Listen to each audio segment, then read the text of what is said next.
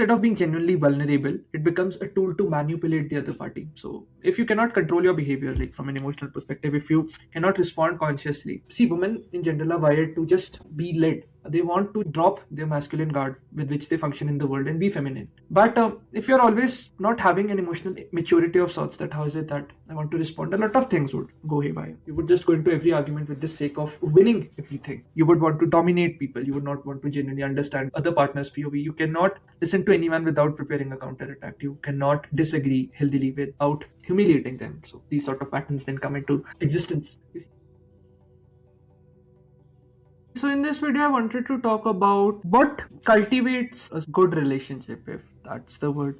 Because when observing patterns, we can talk about not marrying and all of that, which is, I think, again, a very individual and personal choice. But we can just all see patterns. And the aim of this video is just to understand patterns. People marry for the wrong reasons. And like even when you're getting into relationships, I think certain parameters that can help. So these are just patterns I have observed. It's among successful marriages which I have seen or I've researched, studied as per my limited understanding and capacity. So first of all, we need to understand that a lot of us jump at the gun because of age, pressure, or fear. But marriage is like a very weird thing because you're making this decision to stay with a person for the rest of your lives. And if it's in the wrong center, there would just be a lot of untold suffering, a lot of baggage that one needs to carry. See, a lot of us take it as the surviving mechanism in our 20s so that we can just go through our tantrums, go through what our parents throw at us, like the emotional tantrums. We make these decisions when we are like the least mature. People are still learning about life in their 20s, 30s. But we want to just jump into these long-term commitments without giving any forethought as to the type of people that we are. So we treat marriage as a proof of adulthood, moving into next chapters wherein we have just like graduated from college. It's been just a couple of years. We're still the same idiots. Not a lot of changes happen. If you have tried changing your life, you know how hard it is to change things within a very short span of time. It requires a lot of time. You fall, you get back up, you fall.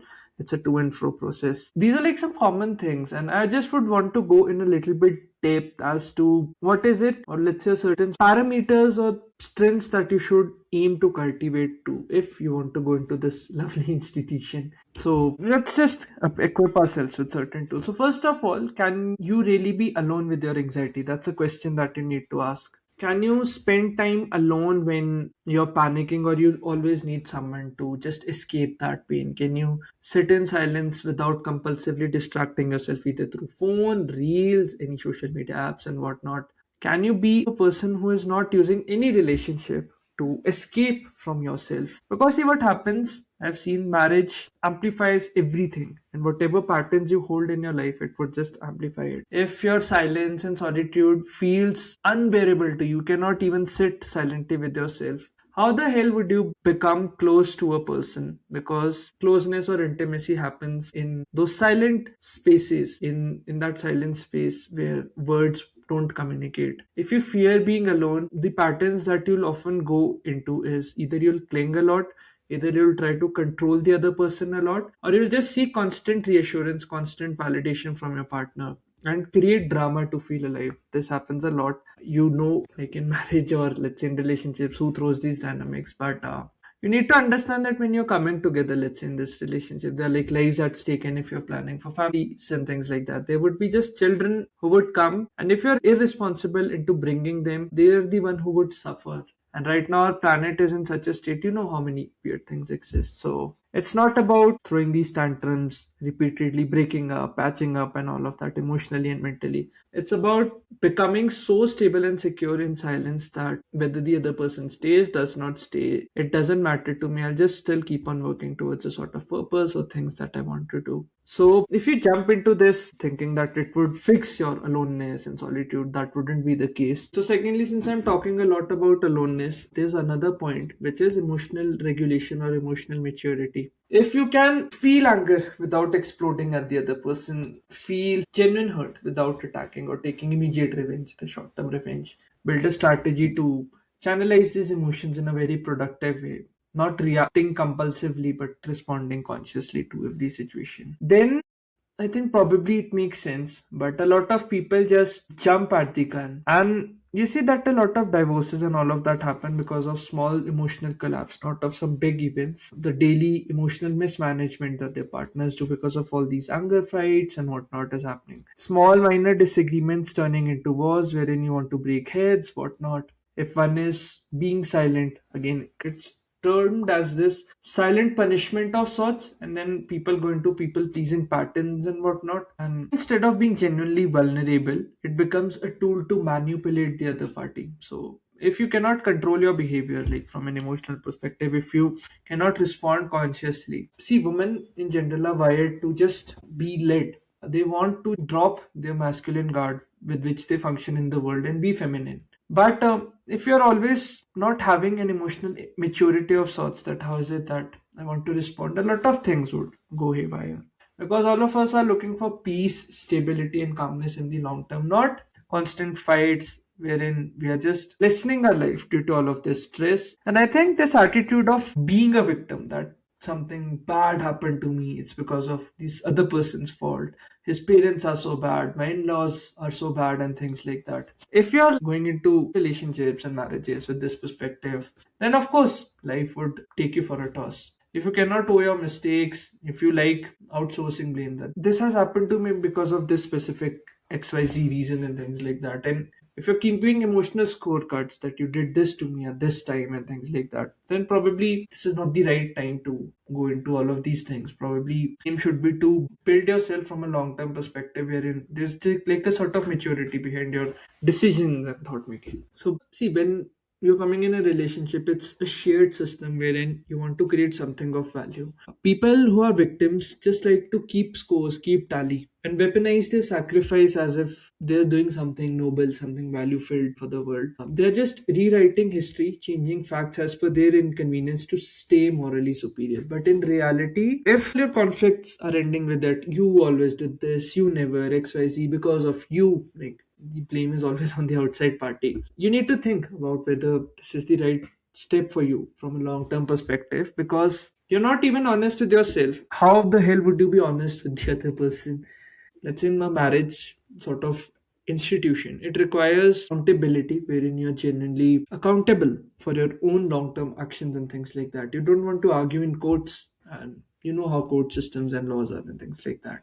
Another thing, a lot of emotional fights happen is because there's like a dearth of financial stability. This is not about like earning billionaire, trillionaire, becoming that, but it's about at least having that much income that you can just freely do whatever the hell you want to do in life, and things that give you genuine fulfillment, happiness, and like ability in your life. A lot of people like splurging because they don't have any long-term thinking. They hide things on a financial level from their other half. They don't have any control on the spending appetite, buying things on EMIs and things like that. So you see, the deeper problems here are that you're avoiding responsibility for your shitty behaviors, and you're not being very transparent in this institution, which requires transparency, at least on the financial level, because things are hard in our country from an inflation perspective, from a survival perspective. And if you're not just very transparent, how the hell would things work? And most marriages become like a power game of sorts between finances, a sort of hidden resentment, because unfortunately, still to this day, both the realities of dowry and alimony keep on existing, and a sort of shame is brought upon if there's not a healthy financial discipline in your life. A lot of your relatives, a lot of your closed ones would not even talk to you because of this financial thing. So you need to be very prudent with what's your financial thing and whether you're very comfortable in sharing that honestly. Because if you're fighting for the smallest of the smallest reasons, not taking any responsibility, it would just ripple in all your facets. And then, due to all of this, you won't even communicate properly. You would just go into every argument with the sake of winning everything. You would want to dominate people. You would not want to genuinely understand other partners' POV. You cannot listen to anyone without preparing a counter attack. You cannot disagree healthily without humiliating them. So these sort of patterns then come into existence. You see that if you make your marriage a debate club wherein you want to fight all the time, get a trophy for being right, you need to win. All of this just kills trust in the long term. It kills safety which the other person can feel, and People start withdrawing themselves emotionally and then they start cheating. All these corporate affairs exist because there's not a lot of happiness in home, because they married out of the wrong center, out of the wrong compulsions and things like that.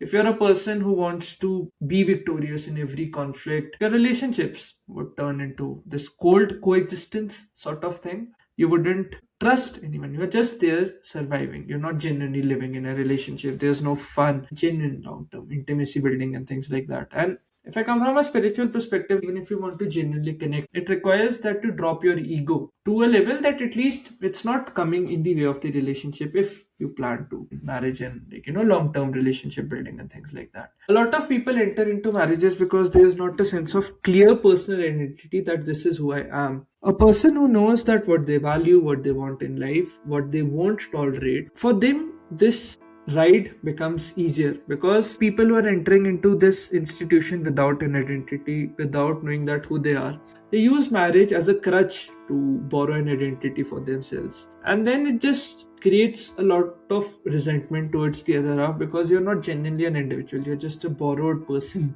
And two incomplete people who are emotionally broken, if they're coming together to become whole, that wouldn't happen. It's, I think, from a marriage perspective, two holistic people, two buddhas, if I may use the term, if they are coming together creating positive value, then that makes sense. It's about two people with two different identities coming together to build something of value. It's a partnership, if I have to look at it from the root. It's strategic partnership. And all of us have had childhood trauma, so until and unless you fix those traumas, patterns, then it wouldn't make sense. Because if you don't know how to genuinely handle conflict in a mature way, how to express your love genuinely, build a sort of intimacy, how to build genuine boundaries, and also not treading into other boundaries, all of these things would just take a toll. If you're not examining your patterns, your childhood traumas and conflicts, it would just keep on replaying themselves in marriages. Because you see that in marriage, I've seen that people use a very childish speech. I don't know what's the English term for it, but they slur their words like a child. Why? Because they're going back to their childhood patterns when they were a small child as to how they responded to their parents. They're just replaying that same script in front of a person with whom they sense that vulnerability, with whom they are so much vulnerable as they were with their parents. So you bring a lot of childhood traumas, dynamics and all of that. You become your child. You need to be an emotionally mature child rather than going into these things with a lot of immaturity, which would just cause a lot of harm for you, a lot of resentment in your heart.